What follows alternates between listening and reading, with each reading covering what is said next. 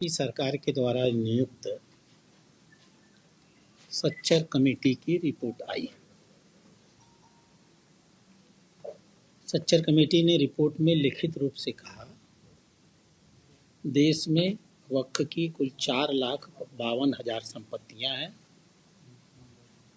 कुल 6 लाख एकड़ जमीन है। यदि बाजार दर से 10% से भी कम आय होती है तो 12,000 करोड़ रुपए की आय होती है। लेकिन देश की सारी वक्फ संपत्तियों को मिलाकर के कुल आय होती है 163 करोड़। उन्होंने प्रश्न किया कि यह संपूर्ण संभावित आय का 2.7% है, अर्थात 97.3% आय लूट ली जाती है। उन्होंने विस्तार से बताया कि लूटी कैसे जाती है। मुतवल्ली जो इसके मैनेजर होते हैं वो मालिक बन गए, संपत्तियों को अपने नाम पे करा लिया। किसी संपत्ति का किराया 10 लाख हो सकता था, उसको 10,000 रुपये में किराए पे दे दिया। किराएदारी 11 महीने की होती है, उसको आजीवन किराए पे दे दिया। किराएदार भूमि की नवैयत नहीं बदल सकता, उस पर बड़े बड़े अपार्टमेंट बन गए, शॉपिंग कॉम्प्लेक्स बन गए, सिनेमा हॉल बन गए, होटल्स बन गए, कॉलेजेस बन गए, मेडिकल कॉलेजेस बन गए। नहीं बना तो जो वक्फ का उद्देश्य था, अनाथ बच्चों की पढ़ाई लिखाई देख रेख के लिए उस आय का उपयोग किया जाए, वो नहीं हुआ। तलाकशुदा बेवा बहनों के देख रेख की और खर्चे की व्यवस्था किया जाए, वो नहीं हुआ। गरीब मुसलमानों की शिक्षा के लिए, स्वास्थ्य के लिए स्कूल बने, यूनिवर्सिटी बनी, अस्पताल बने, नौकरी के लिए प्रशिक्षण केंद्र बने, वो भी नहीं हुआ। यानी 1947 से लेकर के 2006 तक वक्फ की 97.3% की लूट जारी रही। सरकार कांग्रेस की थी। 2014 तक कांग्रेस सत्ता में रही, 8 साल तक। वक्फ समिति ने सच्चर कमेटी ने सब कुछ बता दिया था। सरकार से कहा था कि कड़े से कड़े कदम उठाएं, जिन संपत्तियों पर इंक्रोचमेंट हुआ है उसको खाली कराएं, उन संपत्तियों का व्यावसायिक तरीके से इस्तेमाल कराएं और जो आय हुई है उसको गरीब मुसलमानों के ऊपर लगाएं। 8 साल तक कांग्रेस सरकार में रही, कांग्रेस ने कुछ नहीं किया। 2013 में एक नया संशोधन अधिनियम लाए और 1995 के संशोधन अधिनियम में और भी छूट दे करके लूट का रास्ता और अधिक प्रशस्त कर दिया। 2014 में माननीय प्रधानमंत्री आए नरेंद्र मोदी जी। उन्होंने कहा कि मैं मनमोहन सिंह नहीं हूं जो कहूं कि संसाधनों पर पहला अधिकार मुसलमानों का है। मेरा मानना है कि संसाधनों पर पहला अधिकार गरीब का होगा। उन्होंने ढेर सारी योजनाएं शुरू की। जो गरीब था, ईमानदारी के साथ उसको उसका लाभ दिया गया। 15% मुसलमान थे। प्रधानमंत्री आवास योजना का 31% मकान मुस्लिम समाज को मिला क्योंकि वो अधिक गरीब थे। 15% मुसलमान थे। उज्ज्वला योजना का 37% लाभ मुसलमानों को मिला क्योंकि वो अधिक गरीब थे। मुद्रा योजना 15% मुसलमान थे, 36% मुसलमान बंधुओं ने उसका लाभ लिया। प्रधानमंत्री अन्य गरीब अन्य कल्याण योजना 15% मुसलमान थे, 33% मुसलमानों ने इस योजना में लाभान्वित होने का काम किया। बच्चों के प्रशिक्षण की जो योजना चली थी, स्किल इंडिया 22.5%, 22.7% मुस्लिम बंधुओं ने उसका लाभ लिया। मोदी जी के आने के पहले केंद्रीय सेवाओं में 5% नौकरियां मुसलमानों को थी। ईमानदारी से रिक्रूटमेंट हुआ और बढ़ करके 9.5% हो गई। प्रधानमंत्री एम्प्लॉयमेंट गारंटी योजना में मुसलमानों के द्वारा संचालित उद्यमियों की संख्या में 70% की वृद्धि हो गई। यानी माननीय प्रधानमंत्री ने हिंदुओं के मन में मुसलमानों के प्रति कोई द्वेष नहीं पैदा किया, गरीबी के आधार पर सबको लाभ दे दिया। माननीय प्रधानमंत्री जब अपना काम कर चुके सरकार के माध्यम से, तो उन्होंने फिर वक्फ की ओर दिमाग डाला। आखिर 2025 में मैंने आपको बताया 2006 में 4,50,000 वक्फ की संपत्तियां थी। 2025 में वो बढ़ करके 8,72,000 संपत्तियां हो गई। 2006 में टोटल रकबा 6 लाख एकड़ था। 2025 में वो रकबा बढ़ करके 37.94 लाख एकड़ अर्थात 6.5 गुना जमीन में वृद्धि हो गई।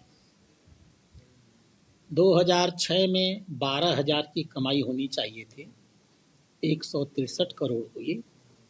2025 में 1 लाख करोड़ प्रति वर्ष की कमाई होनी थी, कमाई हुई सिर्फ 166 करोड़ अर्थात 3 करोड़ कमाई बढ़ी। होनी चाहिए थी 1 लाख करोड़ प्रति वर्ष।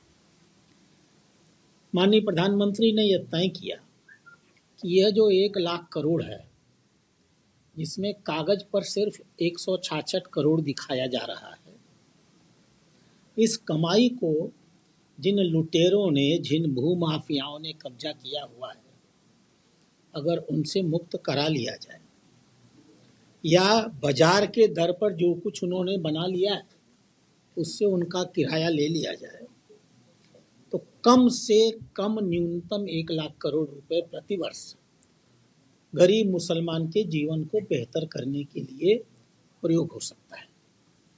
और यह तो मुसलमानों का सामान्य अधिकार था। वक्फ कोई गवर्नमेंट की संस्था नहीं है, सामाजिक संस्था है। सल्लल्लाहु अलैहि वसल्लम हजरत मोहम्मद साहब ने इस संस्था का निर्माण ही सक्षम मुसलमानों के द्वारा गरीब मुसलमानों की बेहतरी के लिए बनाया था। दुर्भाग्य ये था कि जो मुस्लिम समाज के नेता थे, आप किसी का भी नाम ले लीजिएगा, अधिकांशतः कांग्रेस के जो नेता थे, मैं एक राज्य का नाम आपको दूंगा, आप किसी का भी नाम ले लेंगे, अधिकांशतः। मैं राजस्थान में जयपुर में बैठा हूँ। यहाँ जयपुर में all India Muslim personal law board का महामंत्री है फजलुल रहमान। ये मुसलमानों के जो भी नाम है, फजलुर रहीम, ये मुसलमानों के जीवन को बेहतर करने का पाखंड करता है। उम्र हो गई होगी 79-78 ईयर्स। आज भी वह भिक्षु की तरह मुस्लिम संपत्ति पर डंक मार रहा है। हिदायत ट्रस्ट, मंदिर माफी, हिदायत ट्रस्ट भवन, इसकी एकड़ों एकड़ों जमीन इसने बेच डाली। पटवारी की रिपोर्ट में सब लिखित है। और उन जमीनों पर उसने आधुनिक कॉलोनियां और शॉपिंग कॉम्प्लेक्स खड़े करा दिए। जो बची कुची जमीन है उसको भी बेचने की प्रक्रिया चला रहा था। अब स्वाभाविक रूप से मैं उदाहरण के लिए कह रहा हूँ, आप जिन भी कांग्रेसी मुस्लिम नेताओं का नाम ले लेंगे, मुझे बताते हैं कोई रफ़ीक खान है और कौन क्या है, सबने क्या क्या कैसे कैसे कब्जा किया है, तो कहते हैं ना कि सब बिच्छू है सर।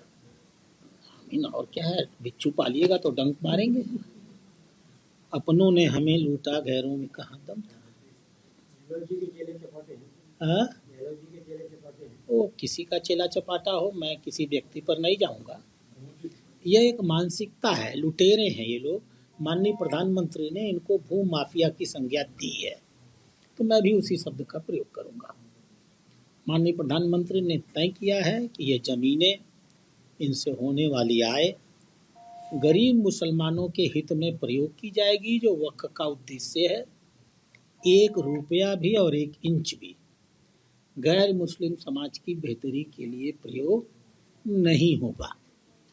दूसरी चीज, वक्फ अधिनियम संशोधन कानून में लिखा हुआ है,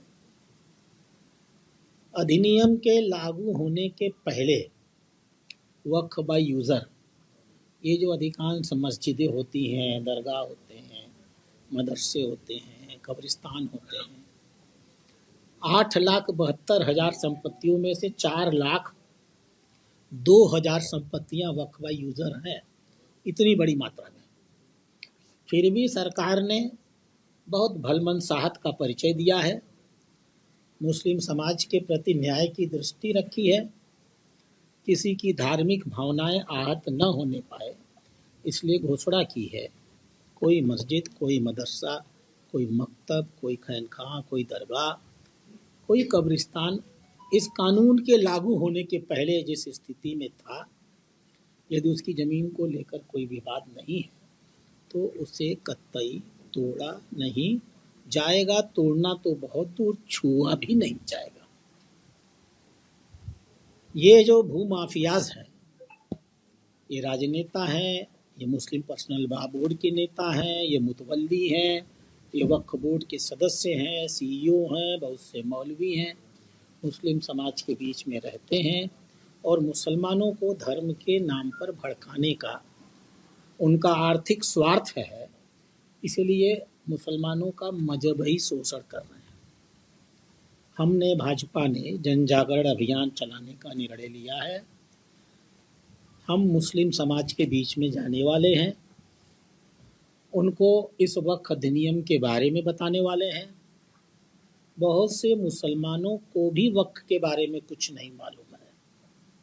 हम उन्हें वक्फ संस्था का जो महान उद्देश्य है वह भी सिखाएंगे और समझाएंगे और उनको यह बताएंगे कि जिन्होंने तुम्हें लूटा है और जो तुम्हें आज भड़का रहे हैं, उन्हीं की संपत्तियों को हम मुक्त करा करके तुम्हारे जीवन को बेहतर करने जा रहे हैं।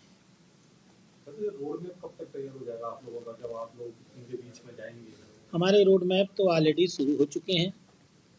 एक नेशनल स्तर पर मैं वर्कशॉप खुद कर चुका हूँ। पूरे देश में 25-26 प्रांतों में वर्कशॉप आज और कल के बीच में ख़त्म हो जाएंगे। हमने हर प्रदेश के अंदर भी टीम बनाई है, जिले में टीम बनाई है, मंडल में टीम बनाई है। टीम में 3 या 4 लोग हैं, जिसमें एक मुस्लिम या माइनॉरिटी समाज का व्यक्ति है, जो कि स्वयं मुसलमानों के बीच में जा कर के उन्हें सच्चाई से अवगत कराएगा। मुझे लगता है कि मई के पहले सप्ताह में हम इस योजना को करीब करीब पूरा लागू कर सके होंगे। हम 4 पेज का एक पत्रक छपवा चुके हैं। वह पत्रक घर घर बांटा जाएगा। एक पुस्तिका छपवाई है जो पेशे से जो पढ़े लिखे लोग हैं मुसलमानों में, उनके घर पहुंचाई जाएगी या गोष्ठियों में उनको दिया जाएगा। हम हिंदी और उर्दू सभी अखबारों के माध्यम से वक्फ इसी तरीके से रखेंगे जिससे कि एक समाज का बंधु समझ सके कि भारतीय जनता पार्टी पूरी ईमानदारी के साथ अगर कहती है सबका साथ सबका विकास, तो हम ये नहीं कहते संसाधनों पर मुसलमानों का पहला अधिकार है। हम ये कहते हैं कि संसाधनों पर गरीब हो या मुसलमान हो या हिंदू, सिख हो या ईसाई, गरीबों का पहला अधिकार है। गरीबों की संपत्ति को लूटने वाले मुस्लिम भूमाफियाओं को हम कदापि बर्दाश्त नहीं करेंगे और मुस्लिम समाज तक उसका लाभ पहुंचाएंगे। अशोक गहलोत जी बोल रहे हैं कि वक्फ देवस्थान बोर्ड के अंदर क्या हिंदू मुस्लिम रख सकते हैं क्या? देवस्थान बोर्ड में जब मुस्लिम नहीं रख सकते तो वक्फ के अंदर हिंदू क्यों रखा है इन्होंने? अब देखिए, ऐसा है, मैं उनका आभारी हूँ। उन्होंने पूरे वक्त का छिद्रान्वेषण किया है। उनको ये कहना चाहिए कि वक्फ अधिनियम बहुत अच्छा है, खाली एक बिंदु पर हमारी आपत्ति है। उनके पास फिर जाइए और उनसे कहिए कि भाई, अगर तुमको इसी बिंदु पर आपत्ति है तो इस बिंदु को छोड़ करके बाकी बिंदुओं पर वक्फ अधिनियम का समर्थन कर दो, तब हम उनकी बात का जवाब दें। अन्यथा सिर्फ आलोचना करने के लिए आलोचना वो कर रहे हैं, तो वो तो कोर्ट में गए ही हैं। कोर्ट से बड़ा तो कोई नहीं, सुप्रीम कोर्ट से। कोर्ट उनके सवालों का जवाब दे देगा। हर नागरिक का अधिकार है। मुस्लिम वोटों की तिजारत करने वाले, मुस्लिम तुष्टीकरण की राजनीति करने वाले, 65 सालों तक मुसलमानों का विकास न होने पाए, उनको मोची, उनको धोबी, उनको दर्जी, उनको रफूगर, उनको पेंटर, उनको बाजा बजाने वाला, उनको होटर, उनको टायर पंचर जोड़ने वाला बना करके 65 सालों में जिन्होंने मुसलमानों के जीवन को बर्बाद किया है, उन्हें शर्म आनी चाहिए। आज इतनी सुंदर व्यवस्था आई है तो वो खोज करके एक छोटी सी कमी निकाल रहे हैं। बाकी अधिनियम को समर्थन कर दें तो मैं उनकी कमी का उनको जवाब दे दूंगा। उनसे जाइए और कहिए कि भाई ठीक है, आपकी बात मान लिया, बाकी अधिनियम तो अच्छा है ना, तो उसके समर्थन में बयान जारी कर दें। वैसा आपने कहा कि 2006 से लेकर 25 के बीच में 6.5 गुना प्रॉपर्टी जो है वो इंक्रीज हुई है वक्फ बोर्ड की, और वक्फ बोर्ड की जो प्रॉपर्टी है वो या तो कोई उनको दान दे देता है, तो ये 6.5 गुना जो प्रॉपर्टी इंक्रीज हुई है, क्या इसकी भी संशोधन बिल आने के बाद जांच कराई जाएगी? आपके पास इतना समय हो दिखाने का तो मैं जवाब तो दे ही दूंगा। अब समस्या है कि मीडिया कितना समय दे सकती है। जवाब भी तो जाना चाहिए पूछने के बाद। सर, आपने बिच्छू की बात की। अब आप समझिए, मुगल काल से वक्फ की जमीनें मुसलमानों को दी जाती थी। मुगल काल से 1173 से 1173 से लेके 2006 तक कुल 6 लाख एकड़ जमीन थी। और 2006 से 2025 तक 37,94,00,000 एकड़ जमीन हो गई। ये जमीन दान की हुई जमीन नहीं है। यह जमीन 3 तरीकों से ली गई है। एक, वक्फ बाई यूजर, 8,72,000 में से 4,02,000 संपत्तियां वक्फ बाई यूजर हैं। वक्फ बाई यूजर इस्लाम धर्म के साथ सबसे बड़ा खिलवाड़ है। यह एक इस्लाम विरोधी कंसेप्ट है। वक्फ क्या होता है? हजरत मोहम्मद साहब ने वक्फ शब्द का प्रयोग नहीं किया है, दान का प्रयोग किया है। मुस्लिम इतिहासकारों ने और कानून बनाने वालों ने, जिन्हें हम हदीत कहते हैं, उन्होंने कहा वक्फ क्या होगा?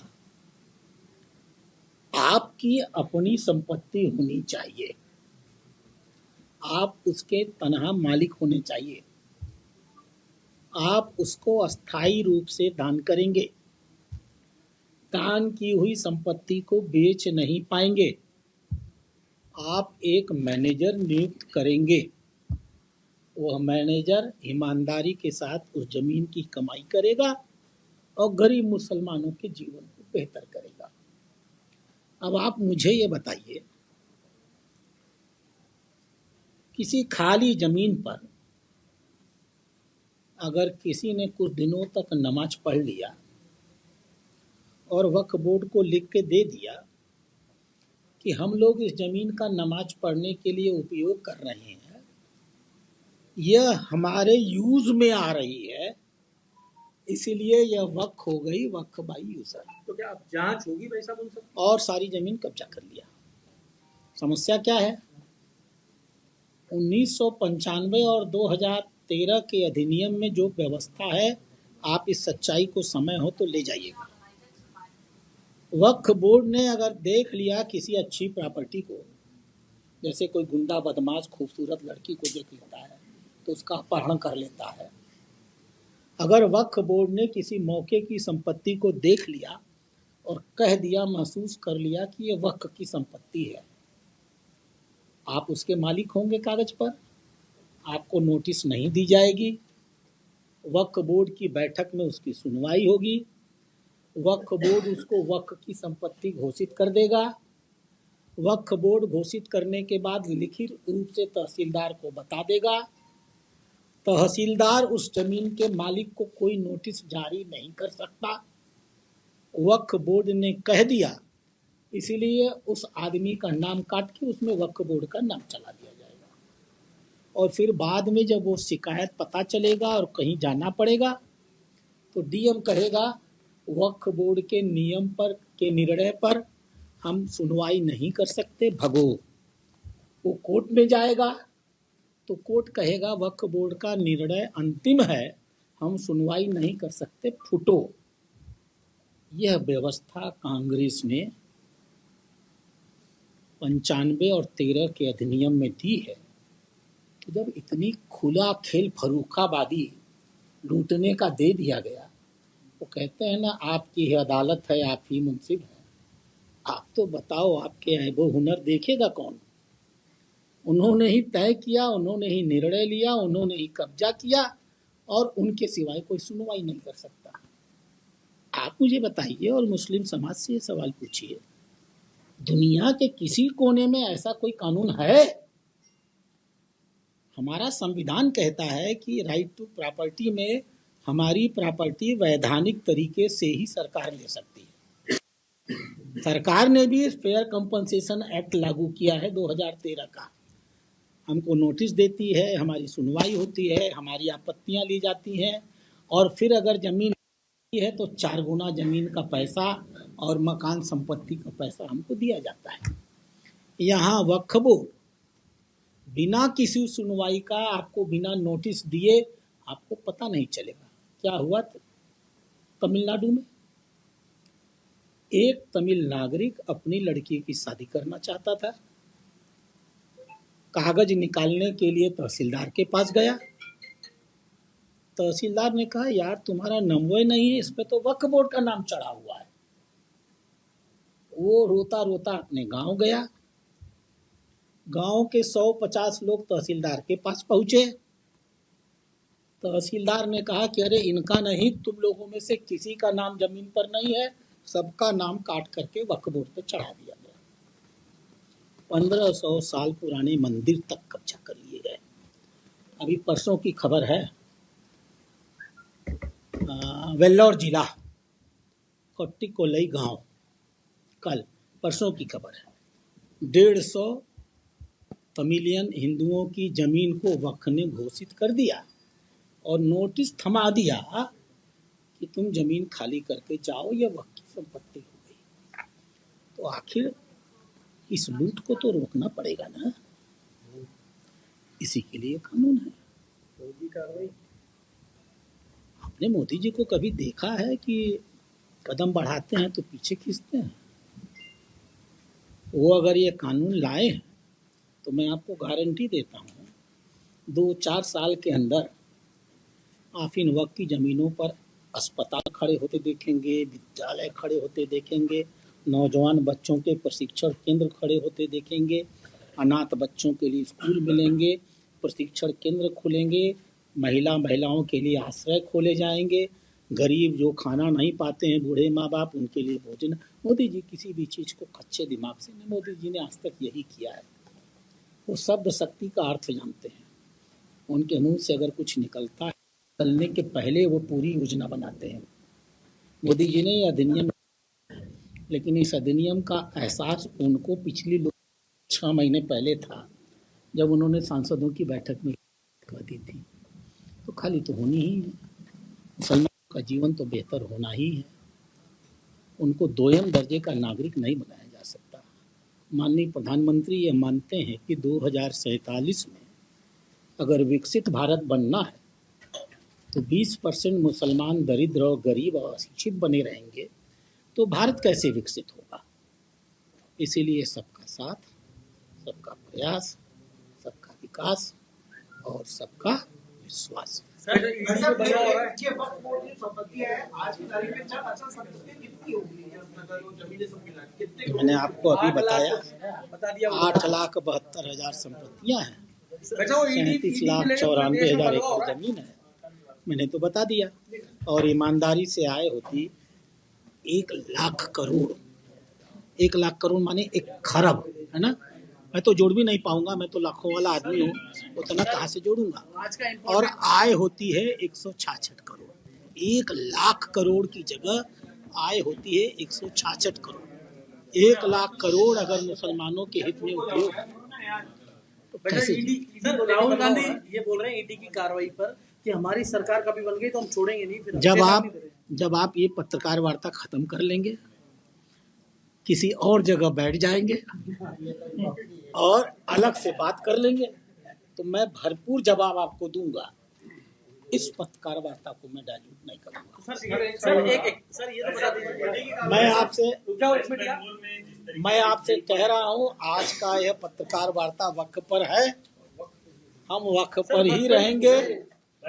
आप चलिए बाहर, मैं खड़ा हो जाता हूं, आप वहां अलग से पूछ लीजिए, मैं बता दूंगा। नहीं तो आप वक्त छूट जाएगा और आप लोग फालतू विषय पर चीजों को सर वक्त तो आ गया सर। आप मजहबी शिक्षा को कैसे देखते हैं सर? सुनिए, ऐसा है, सुनिए ऐसा है, मदरसों को किस तरह से देखते हैं? हम 2002 से विधायक हैं। हमको मालूम है कि कितनी न्यूज देनी चाहिए और कितनी नहीं देनी चाहिए। आप पत्रकार भी हैं। और मैं तो जागरण में लिखने वाला भी रहा हूं। प्रॉपर्टियों में 6 गुना का इजाफा हो गया तो करो। तो मैं तो बोल दिया आपको। अब सर एक सवाल ये आप ऐसा करो ना, आधे घंटे बाद रुक जाओ, फिर से पहले इसको चला लो, फिर हमसे ले लो। ये चल रहा है ऑलरेडी। एक सवाल ये था, कल ईडी की कार्रवाई एक पूर्व मंत्री कर, मैं आपकी बातें सुन नहीं रहा हूँ। आप इससे जब तक जानते हैं, अरे मैंने कल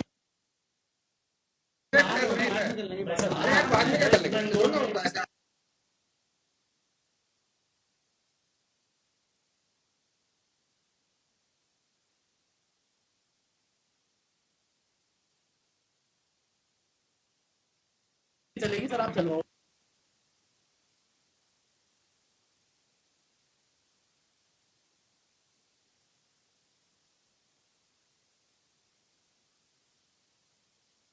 मैं नंगा कर देता हूँ। अभी किया ही कहाँ सर? वही ईडी वाला अभी किया ही नहीं, पूरा कर लीजिए ना, पूरा कर लीजिए। आप जब से मैं आ रहा हूँ कोई सवाल छोड़ के जाता नहीं, हूँ, वो सारे अभी विषयांतर हो जाएगा ना। आप समझ नहीं रहे। हमारा सवाल ये था कि आप ऑफिस से भी तो आते हैं ना रिएक्शन के, आप ये पूछिए ये पूछिए ये पूछिए। अच्छा कुछ पूछिए। वैसे सवाल ये था, कल प्रताप सिंह थोड़ा सुन तो लीजिए। प्रताप सिंह खाचरियावास के यहाँ पे ईडी कार्रवाई होती है, उसके बाद आज जब धरना लग रहा है, का प्रदर्शन नेशनल हेराल्ड के मामले में हो रहा है, उस दौरान उन्होंने कहा कि कहाँ गया सनातन। प्रताप सिंह खाचरियावास ने कहा है कि पूर्व मुख्यमंत्री आईफा में शाहरुख खान के साथ हाथ मिलाती है, घूमती है, तब इनका सनातन धर्म कहाँ चला जाता है। और वो मंदिर के गोविंद देव जी के 100 करोड़ रुपए आईफा में दे दिए गए, ये आरोप लगा रहे हैं प्रताप जी। आरोप लगा रहे हैं, आपके तहत मांग रहे हैं। मुझे नहीं मालूम कि ईडी ने इतनी बड़ी कार्रवाई राहुल गांधी और सोनिया गांधी पर की है। आपको उस कहानी का मतलब क्यों नहीं समझ में आ रहा है? आप कभी कल्पना करिए, एक संस्था 500 स्वतंत्रता संग्राम सेनानियों ने अपनी देश की आजादी की लड़ते हुए, और अपनी देश की आजादी की लड़ाई लड़ते थे भाई, और अपनी छोटी मोटी कमाई से 19 में 500 स्वतंत्रता संग्राम सेनानियों ने एक संस्था बनाई, उसका नाम था एसोसिएटेड जर्नल लिमिटेड। उसको चंदा किसने दिया? लाखों लाख कांग्रेस के गाढ़ी कमाई से जो कांग्रेस शुल्क दिया था all India Congress committee. All India Congress committee ने कार्यकर्ताओं के बनी हुई पार्टी का 90 करोड़ स्वतंत्रता संग्राम के द्वारा बनाई गई संस्था को दे दिया। स्वतंत्रता संग्राम सेनानियों ने बनाया था, अखबार बैठ गया, अखबार को चलाने के लिए कांग्रेस के कार्यकर्ताओं गाढ़ी कमाई का पैसा उनको दिया गया, इसमें कोई बुराई नहीं। अब आप ये बताइए कि 90 करोड़ रुपए को एजेएल से वापस लिया जाना था। कांग्रेस सत्ता में थी, 2010 में सरकार थी, प्राइम मिनिस्टर भी थे और सुपर प्राइम मिनिस्टर भी थे, सोनिया गांधी सब थे। सरकार के लिए वो 90 करोड़ रुपया वापस लेना मुश्किल था। 2000 करोड़ की संपत्ति थी, एक टुकड़ा उसका छोटा सा बेच दिया होता। दिल्ली के अंदर अगर उन्होंने 500 स्क्वायर फीट भी जमीन बेच दी होती तो 90 करोड़ रुपया मिल गया होता। क्या किया? कांग्रेस का पैसा, इससे बड़ी डकैती, इससे बड़ा कांग्रेस के कार्यकर्ताओं के साथ छल कपट धूर्तता भारत के इतिहास में आज तक नहीं हुआ है। पैसा 90 करोड़ कांग्रेस के कार्यकर्ताओं का था, जिसे सोनिया गांधी ने और राहुल गांधी ने एक नई संस्था 2010 में बना दी। सोनिया गांधी उस समय यूपीए की चेयरपर्सन थी, कांग्रेस की सुपर लीडर। कांग्रेस चाहती तो 90 करोड़ रुपया एक छोटे से हिस्से को बेच करके वापस ले सकती थी। उस संस्था में 76% शेयर और राहुल गांधी का और 24% शेयर उनके वो होते हैं चम्मच माखन लाल भलाना ढेक उनका, यानी 100% की हिस्सेदारी। इतनी बड़ी कांग्रेस पार्टी सत्ता में रहते हुए 90 करोड़ रुपया नहीं ले पाई और यंग इंडिया से कह दिया तुम ले लो। और यंग इंडिया लिमिटेड ने उनको 50 लाख रुपए का चेक पहुंचाया और कहा कि कंपनी हमको बेच दो। उस कंपनी के एक शेयर थे, एक से 900 एजेएल के नाम से निकाल करके यंग इंडिया को दे दिए गए। यानी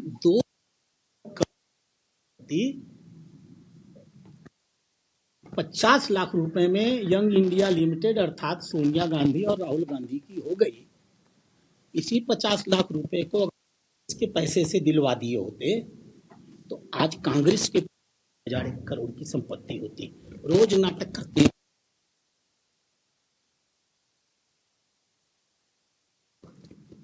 संस्था के पैसे को अपने नाम पर परिवार के और तुम दूसरों को कहते हो कि हमको फंसाया जा रहा है, तो जाओगे कहां?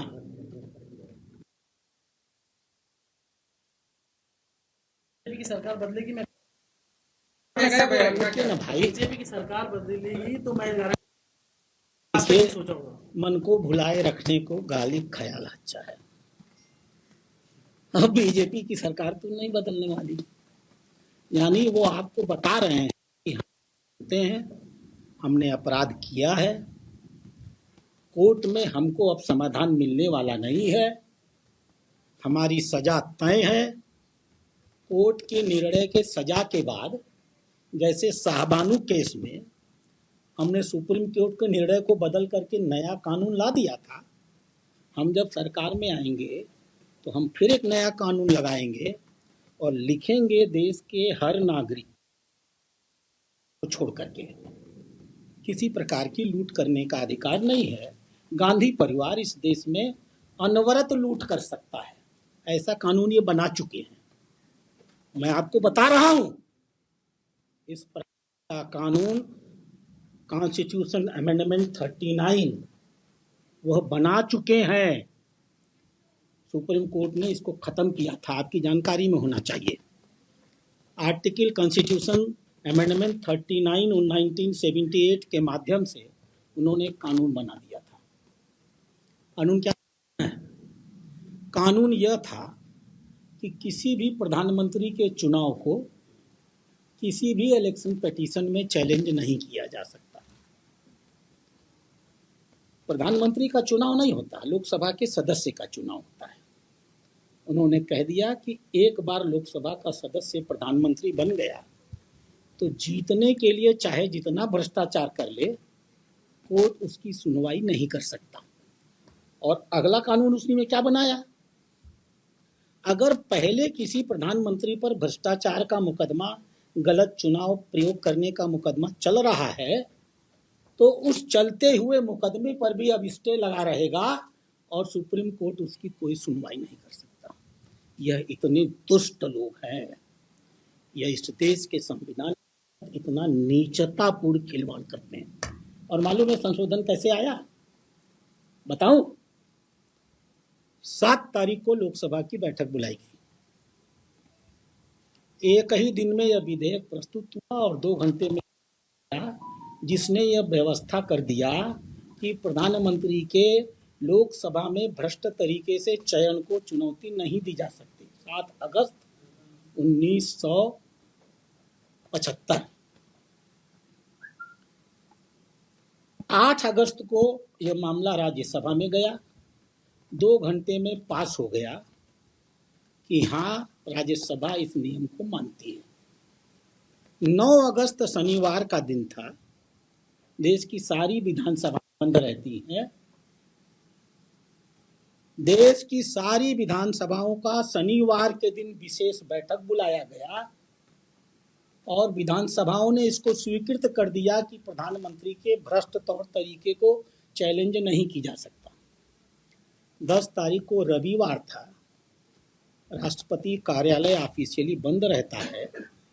राष्ट्रपति ने उसको दस्तखत कर दिया और 10 ही तारीख को ऑफिस खोल करके गजट कर दिया गया। 11 अगस्त को इसकी सुप्रीम कोर्ट में सुनवाई थी। जब बेंच बैठी तो सरकार के एजी ने कहा, हुजूर पिछले 4 दिनों में हम लोगों ने देश का कानून बदल दिया, अब आप माननीय श्रीमती इंदिरा गांधी पर भ्रष्टाचार के मुकदमे की सुनवाई नहीं कर सकते। यह इनकी पुरानी आदत है, इसीलिए वो कह रहे हैं कि हमारी सरकार आएगी तो फिर हम कानून बनाएंगे और लिख के बनाएंगे कि इस देश में कांग्रेस खानदान को अनवरत लूट करने का अधिकार जारी रहेगा, उसके खिलाफ किसी कोर्ट में किसी प्रकार की कार्रवाई नहीं चलेगी। कभी आएगी तो देख लिया जाएगा। हाँ, ये तो मेरा काम है। हमारा भी काम है वापस याद दिलाना।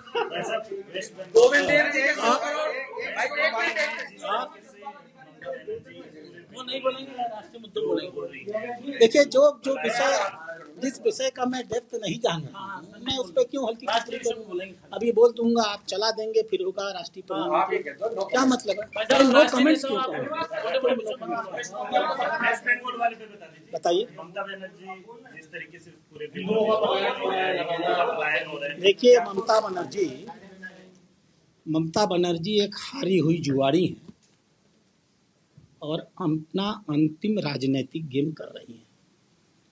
उन्हें मालूम हो चुका है कि भारत सरकार प्रेसिडेंट रूल लगाए चाहे न लगाए, बंगाल की जनता ने उनके ऊपर इमरजेंसी लगा दी है।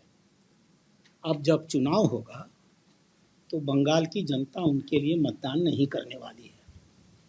तो कहते हैं सर्वनाशे समुत्पन्ने अर्धम त्यजति पंडिता। जब सब कुछ बर्बाद हो रहा है तो ममता बनर्जी 30% मुस्लिम वोटों को बचाने की राजनीति कर रही है। वहाँ जो कुछ हो रहा है, ममता बनर्जी के टीएमसी के गुंडे, उनके सांसद, उनके पदाधिकारी और उनके नेता कर रहे हैं। क्या केंद्र सरकार राष्ट्रपति शासन के लिए भी सोच रही है? मैंने तो आपको जवाब दे दिया। भारतीय जनता पार्टी का इतिहास बहुत स्पष्ट है। हम कांग्रेसियों की तरह दुष्ट, भ्रष्ट और बेईमान नहीं है। हम अलोकतांत्रिक गतिविधियों में विश्वास नहीं रखते हैं। जनता उनको खुद उनका इलाज करेगी। हिंदू पिट रहा है, आपकी सरकार है, कुछ कर नहीं पा रही। हमें खूब दर्द होता है, चिंता मत करिए।